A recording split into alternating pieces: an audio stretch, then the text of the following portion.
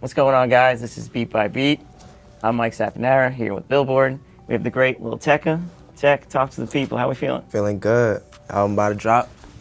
Plan A with my guy, Mike. Hey. Talk about it. Yeah, we're looking forward to that.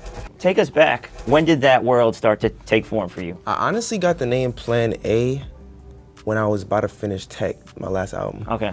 I didn't really know what I wanted to call the next one. So when it was kind of time to decide the name for this album, I had a couple couple names in my head, but I just remembered like I was thinking about Plan A. Plan A. There's no Plan B. I was like, going Plan A. Word. Where do you do like most of your recording? I guess how was the creative process with that? This go For around? this album, we recorded most of it in Miami. I was just in the studio every day with like Money and Taz and all of them. Mm-hmm. There was a couple songs that I did in New York and also at my crib too. Did you produce a lot of this album? I didn't produce a lot of it, but definitely my beat selection is what drives a lot of the production. So. Right. I saw a clip of Lil Uzi Vert. He was on Aiden Ross's stream, and he was giving you your flowers as a producer. I guess how does that feel, being a producer and then also being a recording artist? Like, how do you, I guess, mesh both of those worlds? I feel like when I make my beats, I don't really have to think about like anyone hearing them. Okay. You know, when I make my music, I kind of make it with intention, like, yo, I might drop this. But when I make a beat, I might make 100 beats that no one ever gets to hear. So whenever I show people my beats, it's kind of interesting because they never heard that side of me. Right. Creatively, but.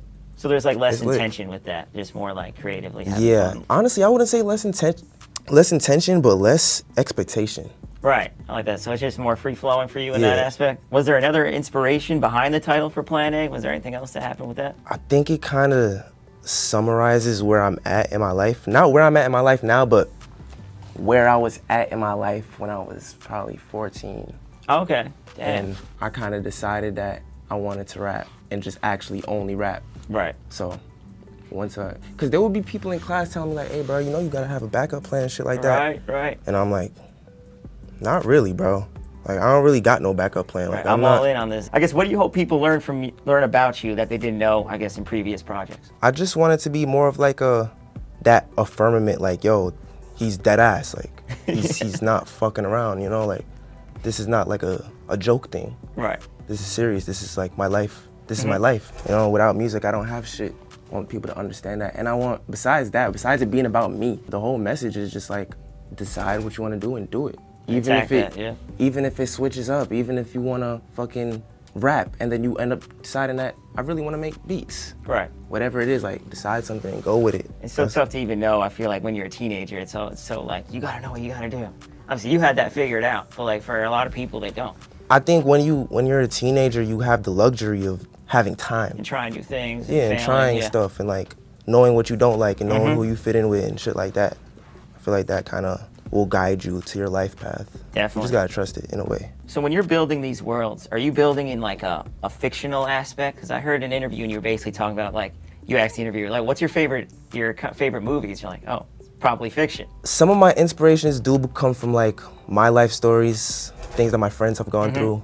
And some of them just come from under the sun, like I'm just creating from like scratch. Creating the world for real. But it all comes from intention though. How do you define success for when you're releasing music? Are you looking at the charts? Are you looking at maybe fan reaction? You know, people driving around playing it, maybe going on tour and you know, connecting with fans. How do you, I guess, look at that? The connection between the art is definitely important to me. Word. And I do think that's like a telling tale of like success, but there's like, I think success to me is like an umbrella term. Yeah. And like a lot of things falls under it. I would definitely say people enjoying the music is one of the top. Yeah, it's like a buzzword. Yeah, right.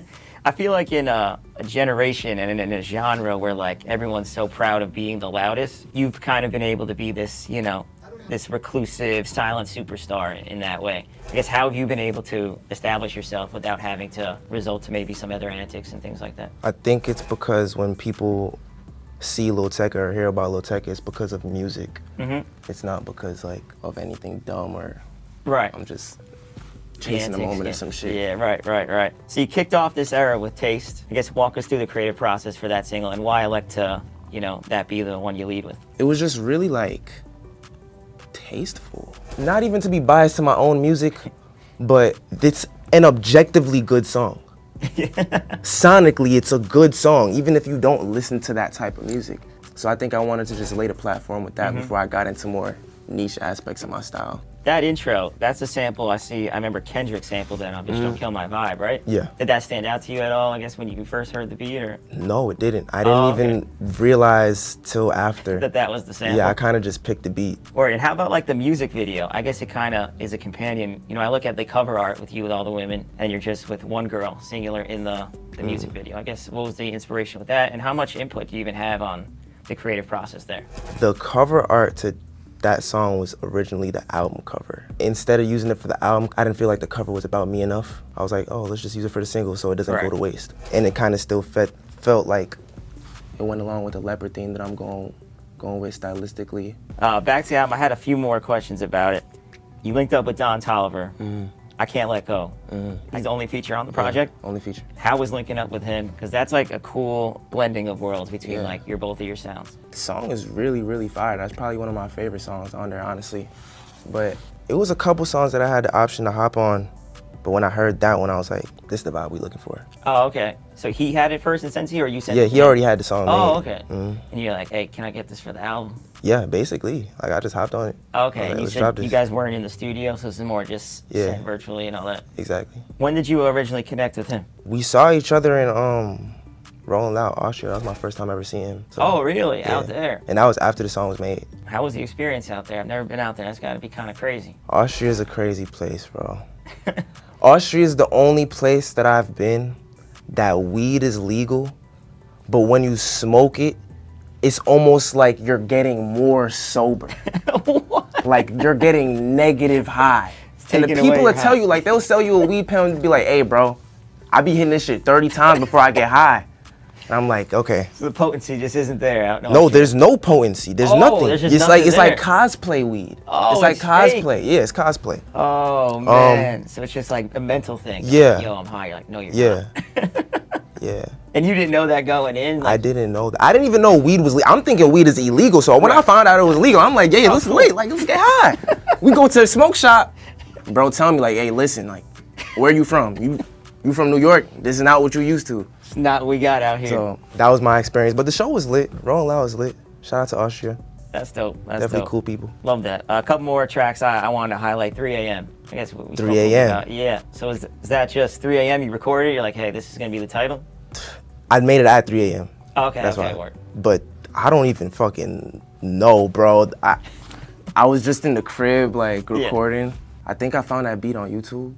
Oh, shoot, okay. It made the track It made the cut. We made like 400 songs in the whole process. Dang, made 400. So what is that process like, whittling it down to into the teens? It'd be real easy to hear the standout songs. Okay. Not all the time, because I'd be going back and forth with people. They'd be telling me like, hey, bro, this the one. I'm like, nah. Yeah, or because I feel like that's got to be tough. Even like hearing the fans, I was on the Tecca Reddit, this record company, Baby Girl, and they were like, yo, we got to let Tecca know. We need this song. Honestly, does it exist? Would it ever land on a project to receive an official release? Maybe. The world never knows. I don't even know. You don't even know? I don't even know. But hey, we'll see. One of the craziest things I saw that I thought was a troll. I saw the Pennsylvania National Guard used the Ransom cover art. A picture of you on a flyer looking to recruit people. Is this legit? What was your thought process? Have you looked into it? That shit is real.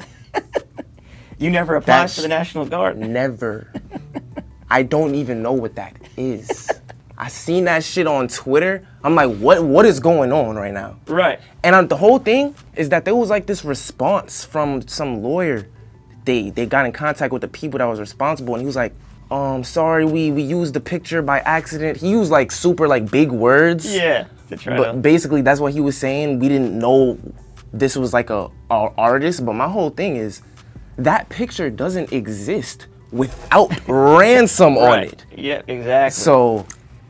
So funny. I was just like, how does this happen? I'm like, is this a graphic designer just trolling the National Guard? I don't know how that happened. So you never wanted to join? No. Hell no. They don't need me. They don't need me either. Hell no. You've long championed Speaker Knockers and Chief Keef as influences.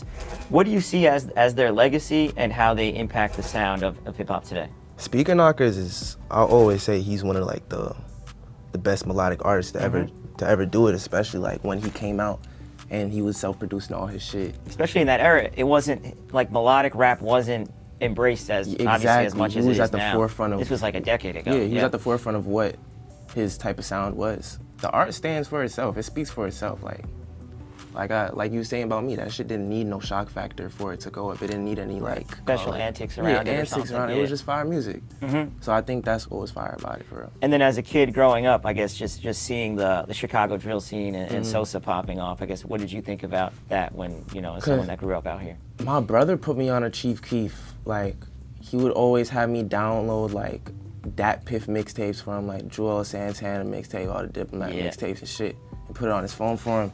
One day, he showed me Don't Like, the video. Shit had like 15,000 views. He like, hey bro, this shit about to go. I'm young as fuck. I don't even know if I was 10 years old yet. Whatever the fuck I was. Yeah, but just about in 2012. Yeah, it was just like, damn, this shit's hard. Yeah, it's just so different. Definitely changed like music forever with that. The other single, Bad Time, is I also wanted to get into. If you could just touch on that and how that record came together. I made that shit out here. The homies, Noah and Census, they flew out to New York. And that was honestly the only song we made when they flew out here. Oh, really? Only song we made. What else were you guys doing? Chatting. Sometimes we'd be just chatting about nonsense. The beat was like a no-brainer to me. Like when I heard the beat, I was like, okay, let's go. Yeah.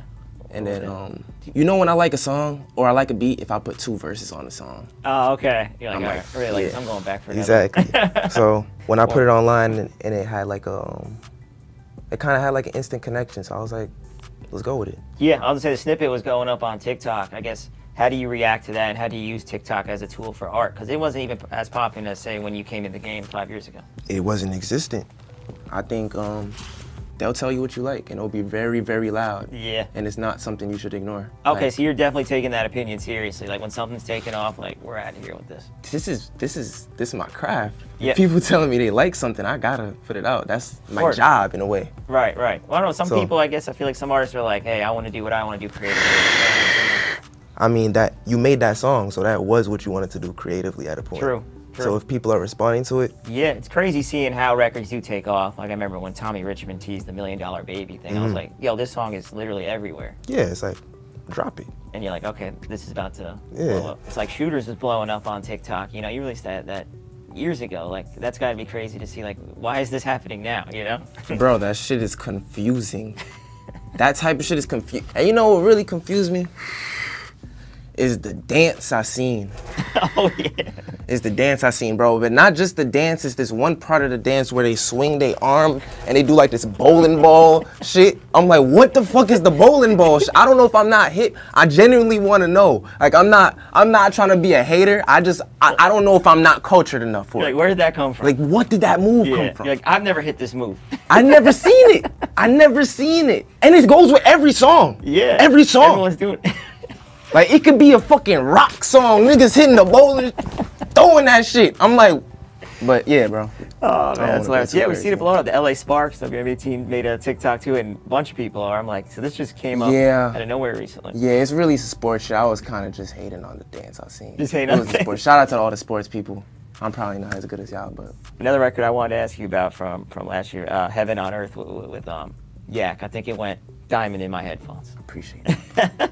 We kept streaming. How did that come together? Like, that was a special record to me. Benny X, he sent me the melody. I made the beat, hopped in the shower, wrote the song in the shower, waited like 3 days, told my engineer fly out to New York, recorded it in my room, made the song, sent it to Kodak. What made him the right, I guess for it? Because he the bounce of the beat, because it wasn't like a very niche song or like a very like experimental moment. So I'm like, let's get someone that could really just complement what I got going on already. Yeah, that's a great record. I loved it. Yeah. When we look back on Ransom, I guess, what do you remember about that time the most? You know, that summer, that's when I originally interviewed you and just, you know, being thrust into the spotlight as a 16-year-old kid, really. You know, you're a high schooler, like. Yeah, just recklessness, bro. Just like jumping deep into the water of like, this is my life. And I'm about to go to LA. Niggas in class right now. I'm coming back to class like, hey, what's up, y'all? Yeah. You know, like just a decent weekend. Shit. Yeah, like just really jump and dive in. It was very, very lit. Yeah, it was awesome. I had this quote for when you made the Hot 100 that you said, my mom woke me up to a screenshot that I made the Hot 100 early in the morning, so I couldn't process it at the time. I was just really proud of myself. You can't go past the Billboard charts. I guess, what do you remember about that? I don't remember that. You know? I don't remember that. I don't remember that at all. I was probably not able to process it, honestly, at the time. Right, because it all happened pretty quickly. I think when shit just comes like back to back to back, you don't really get a chance to like actually appreciate what's going on. Yeah. Especially when you're that young, you're just like, oh, this is how it's always gonna be. Because you don't know what the fuck is going on at all, literally. There's a beauty in that, though. I kind of like, because I feel like you're so free with it that you're like fully experiencing that. There's a beauty, but it like when you don't know, it kind of doesn't allow you to really like grasp the situation. Appreciate it. Yeah. Exactly. You know? Yeah, that's true. That's true in multiple things in life. I feel like. As far as like hit records go, do you think the music landscape has changed as far as what makes a hit pop off? You know, these days compared to, I guess, 2019, 2018? I think there's a lot of added factors to what people call a hit song right now. And I think a hit song doesn't, I would say, last as long as they the shelf life on it. Yeah, I'd agree with that. I feel like a lot of these songs have like a virality or almost like a meme-ified aspect to them to like. Yeah, because songs don't blow up on their own anymore. They kind of have to blow up with a association to something else. Right. You know? Right. So if your song isn't associated to something else that's going on, it's kind of hard for it to connect. Yeah, I feel like we've seen a lot of that even recently. Like I remember this whole thing with, I don't know if you listen to Charlie XCX, this whole thing with Brat Summer, you just see this green palette everywhere. That's very, very important. I feel like the world that you build around your music is kind of more important than the music right now. It's kind of just the soundtrack that you are playing for the people that want to explore it. Yeah, and there's something that, I guess it makes it feel more tangible to me, you know, because we don't have CDs anymore, obviously, or anything like that. So when there's something that people, like you said, can grasp onto, I think it's only going to make it bigger from there. Yeah, but people are definitely consuming it different, for sure. Yeah. Did you struggle with, like, comparing yourself to Ransom creatively, I guess, when you were trying to follow that up at all? Nah, I was never frustrated with Ransom because I made Ransom. Word for word, bar for bar. Hey, so Big Draco. I would never look at something that I made and let it compete against me. Okay, I like that. It kind of just shows me what I could do. Yep, 7 times platinum. What would it mean? We got to get a diamond plaque up here. 100%. Yeah, that's a rarefied air. 100%. And like Taz and the Internet Money guys, those were the first producers you actually really met? Yeah, that was my first time ever hopping on a beat that wasn't from YouTube. That's crazy. Like when you think about that, like that's not normal, right? You're it's like, not normal. That was insane. It's not normal. And you're still tight with those guys, which is cool, right? 100%. I told the Taz every day. Every day. Every day. When you guys think back to those times, I guess, what was so special about that era for you guys? You know what was special? The day I made Ransom and did it again in the score. That was my first time ever taking edibles in the studio. Oh, shoot. I had edibles and I had Starbucks. Hey. I had a drink from Starbucks. What a combo. No one could tell me shit. Like, even if Ransom was the most trash song in the world, I was still gonna record it. Yeah, like I love this. No one could tell me shit. Starbucks edibles, fueling greatness right there. That's what was special about that time. I was just on some reckless kid shit. How was connecting with Juice to get him on the remake? Make Great Juice WRLD. That right there was one of the craziest moments ever. Like, I think it did get leaked, but there was 2 versions of the remix. He did a second verse to it. Oh, okay. But I remember when I first met him, he heard the song, he was like, hey bro, this flow hard. And that was my first time ever meeting someone that I was like, I seen online, like that was like going crazy at the time and actually gave me an opinion on my music. I never heard an opinion on my music from another artist that was like really going crazy. It really meant a lot, bro. All the stuff that he would say to me and shit like that. And actually seeing him work. Actually seeing it. A master at work. Like seeing it in person though, like it was crazy, bro. I guess take me back to that studio session. Like I was like, he came in and was like, yo, I'm gonna do both verses to this and just kind of freestyled it. Basically, he did the verse. He did it in like 1 take. Damn. Juice. But it kind of fried me, bro, because I didn't really know people were doing stuff like that at the time. Oh, like, really? I was just really used to like writing shit and then reading it off my phone, like, da, da, da, let's go to the next line, da, da, da, da, da. Bro, hop in, da, da, da, da, da, da, da, da, da. I'm like, okay, cool. You're like, wait, I can't do that. Yeah. So that's what inspired me to start trying shit like that. So are you freestyling more, like on this album as well? Or? 100%. 100%. So I guess how much percent of the album would you say is like freestyle? I wouldn't even say freestyle because punching is still a form of writing. Yeah. In my head. That's like fair. Maybe 50-50. Word. 50-50 or maybe like 70-30. What advice would you have for your younger self or artists breaking in the game compared to when you're just a, you know, wide-eyed 16-year-old to now, you know, turn 22 and, you know, having all these, I guess, years of experience under your belt? If I could talk to my 15-year-old self right now, I wouldn't tell a nigga no advice. I would tell a nigga exactly what to do. Hey, bro, this certain day, you gonna hear this beat, pick this beat. I'll ghostwrite the song for the nigga. All that shit. I'll get a nigga the whole script. Make sure you win. Ain't no advice, bro. Yeah. If I could talk to myself from back then. Yeah, that's the blueprint. I'm telling the whole blueprint. I love that. We're gonna play an episode of Billboard's Buzzer Beater. So Tecca's gonna have 60 seconds, rapid fire questions, a little this or that, and we'll go from there. Fall or spring, Tecca? Spring. Music festival or a stadium concert? Stadium concert. Coffee or tea? Tea. Do you prefer going out or staying in? Staying in. Lyrics first or the melody first? Melody. TV show or movie? Movie. Sci-fi or fantasy? Fantasy. Old school rap or new school rap? Old school. You an early bird or a night owl? Night owl. Summer fashion or winter fashion? Winter fashion. You more of a sneakerhead or a watch guy? Watch guy. Savory or sweet? Sweet. Yesterday or tomorrow? Tomorrow. Deadpool or Wolverine? Wolverine. Eating at a restaurant or takeout? Eat at a restaurant. Earbuds or headphones? Headphones. Broadway show or karaoke night? Broadway show. Xbox or PlayStation? Xbox. Hey, Kendrick or Drake? Next one. Leather or denim? Leather. Rainbow Six Siege or SOCOM? SOCOM. Verdansk or Caldera? Verdansk. Verdansk. Let's go. Warzone Matt. We Love You Tecca 1 or 2? 1. Hot 97 or Power 105? Both. Jets or Giants? Giants. Yankees Mets? Yankees. Bacon, egg, and cheese or a chopped cheese? Bacon, egg, and cheese. And that's it. Tecca just crushed it for us here. Well, thank you guys so much for joining us today. This is Beat by Beat. I'm Mike Safanara. This is Lil Tecca. I'm with Mike. Hey. This is Lil Tecca. Plan A coming soon.